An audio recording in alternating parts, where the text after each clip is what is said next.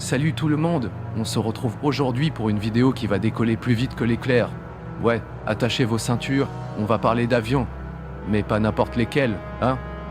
On va parler de ceux qui ont franchi le mur du son, ceux qui ont fait rêver des générations entières, les avions supersoniques. Bienvenue à notre vidéo sur la guerre des avions supersoniques. D'un côté, on a le champion de l'Ouest, le fleuron franco-britannique, le Concorde. Classe, élégant, rapide comme l'éclair. De l'autre côté du rideau de fer, on a la réponse de l'Est, le Challenger soviétique, le Tupolev Tu-144. Imposant, puissant, un vrai titan des airs. Alors, qui va remporter ce duel au sommet? Qui mérite le titre de roi du ciel? On va décortiquer ensemble le Concorde et le Tupolev 144 pour essayer de départager ces deux monstres de technologie. Bon, on commence direct avec une légende, le Concorde. Développé main dans la main par la France et le Royaume-Uni, ce bijou de technologie, c'est un peu le symbole des années 60 dorées, l'époque où tout semblait possible. Imaginez, vous êtes en 1976, vous montez à bord de cet avion élégant, et hop, en moins de 4 heures, vous voilà à New York depuis Paris. Le rêve.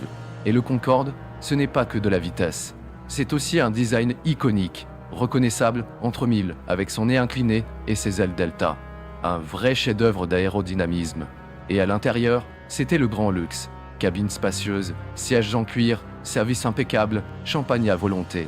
Voyager en Concorde, c'était une expérience unique, réservée à une élite. Mais bon, le luxe a un prix, et le billet pour un vol supersonique, c'était hors de prix. En plus de ça, le Concorde était un avion assez gourmand en kérosène, ce qui posait quelques soucis écologiques. Et puis, il y a eu le drame du 25 juillet 2000. Le crash du vol Air France 4590 à Gonesse, qui a coûté la vie à 113 personnes, a marqué un tournant dans l'histoire du Concorde. Cet accident, le seul de la carrière commerciale de l'avion, a terni son image et a remis en question sa sécurité. Malgré tout, le Concorde reste une prouesse technologique incroyable.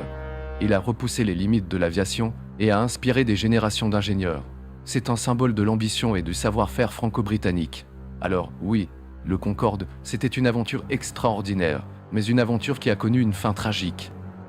On traverse le rideau de fer pour rencontrer le rival du Concorde, le Tupolev Tu-144, surnommé le Concordski par les Occidentaux.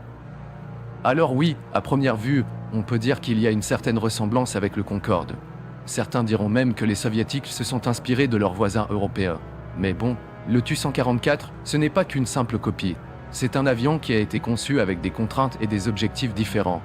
Déjà, il devait pouvoir parcourir de très longues distances à une époque où l'URSS était un pays gigantesque. Ensuite, il devait pouvoir décoller et atterrir sur des pistes plus courtes que le Concorde. Le résultat, c'est un avion plus grand, plus lourd, plus puissant que son homologue occidental. Le Tu-144 était capable d'atteindre des vitesses encore plus élevées que le Concorde, mais il était aussi plus bruyant et consommait encore plus de carburant. Malgré ses performances impressionnantes, le Tu-144 a connu une carrière beaucoup plus courte que le Concorde. Il a été victime de problèmes techniques, d'accidents et surtout de l'effondrement de l'URSS. Son premier vol commercial a eu lieu en 1977, mais il a été rapidement retiré du service après seulement 55 vols passagers. Trop cher, trop gourmand en carburant, trop risqué. Le Tu-144 n'a jamais vraiment réussi à trouver sa place dans le ciel soviétique.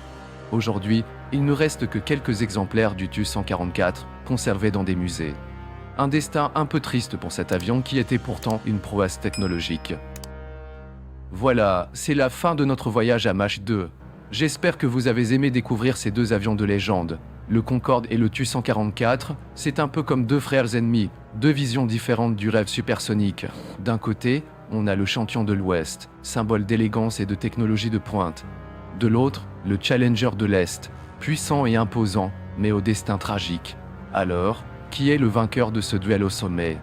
À vous de me le dire dans les commentaires. N'hésitez pas à partager vos impressions, vos connaissances sur ces avions, et à me dire ce que vous avez pensé de cette vidéo.